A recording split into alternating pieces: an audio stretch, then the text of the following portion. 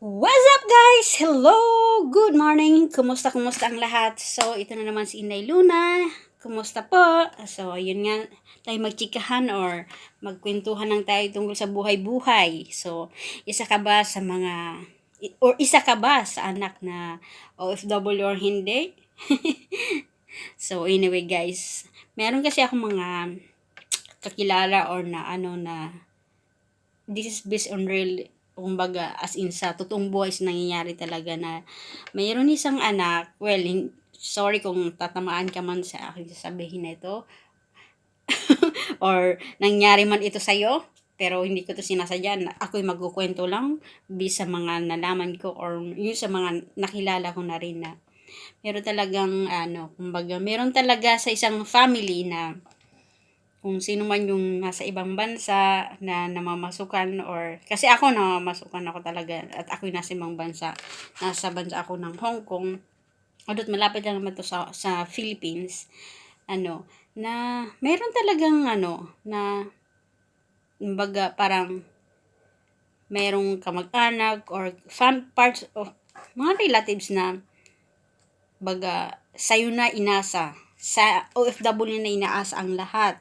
Kumbaga, puro na lang nangyayari is puro na lang hingi or vice versa. Meron naman nangyayari na, I'm sorry, not vice versa. Meron naman nangyayari na yung pinagpaguran o pinaghirapan ng isang OFW is winawaldas lang ng family or relatives sa Philippines.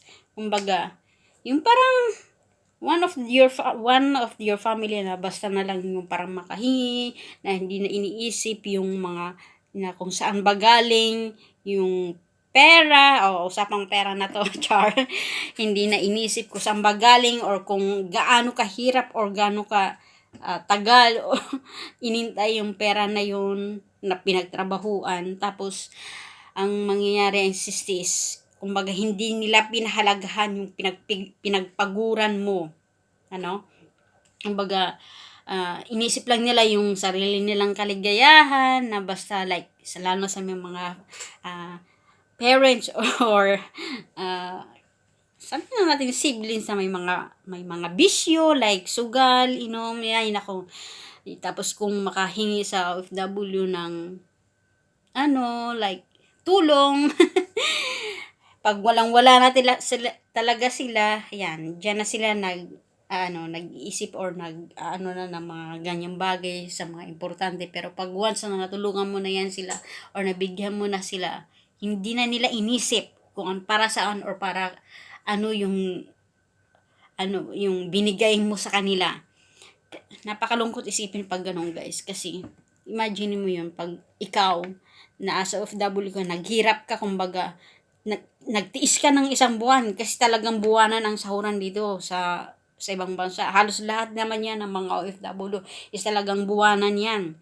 Except na lang yung sa mga nagtatrabaho marahil sa office. Yun, hindi ko alam kasi OFW ako, talagang monthly ako. So, magbibis lang ako sa totoong buhay sa akin.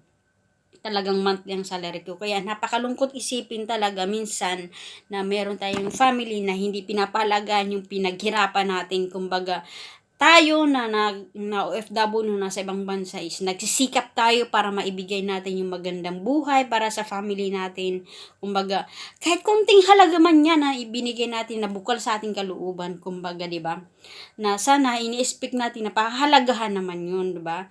Yung napakalungkot ang isipin na malalaman mo na hindi nila pinahalagahan yung nagbigay ka na, tapos hindi nila pinalagahan yung binigay mo na, which is ikaw na sa sarili mo is talagang nagsikap ka, nakulang na lang tipirin mo, hindi ka na bumili sa gusto mo, kasi ang iniisip mo is yung, bakit, since free naman ka sa trabaho, meron kang masarap na pagkain, kumbaga, may nakakain ka ng fruits, nakakain ka ng mga kung ano pa man dyan na pag pinagpala ka din, kasi hindi lahat din ng OFW is pinagpapala sa mga employer. Sinasabi ko sa inyo guys, kasi dito, hindi lahat ng mga domestic helper is napakapalad na magkaroon ng mga mabubuting mga employer. Ako kasi, sa awa ng Diyos talaga, pinagpapasalamat ko talaga sa buong may kapal na napakaswerte ko dahil napakabait ng mga amo ko. As in, talagang, tinuring nila ako na hindi nila like iba. Talagang maayos silang family mo.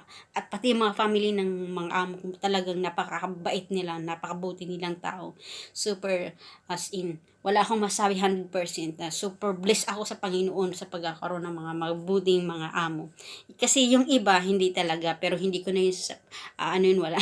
Kasi may kanya-kanya nga, sa mga OFW, may kanya-kanya mga swerte. So, yun. Kaya, yun nga sinasabi ko, bagay tayo sa usapan as OFW na yung may mga family na hindi pinapalagan. Na sana naman isipin din ng mga family natin na nasa Pilipinas, yung mga ibinibigay natin is pahalagahan din nila kasi hindi nila alam kung gaano kahirap or gaano katagal yung pinagtrabahuan para lang maibigay. Kahit sabihin pa natin yan, 5 piso lang yan na ibigay mo.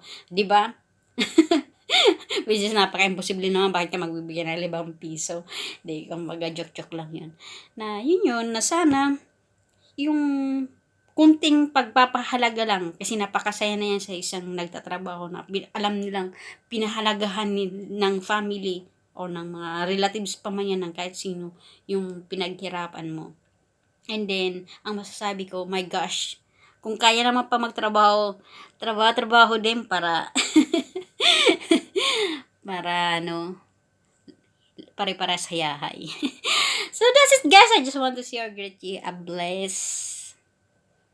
happy blessed day. Thank you for watching and follow for more.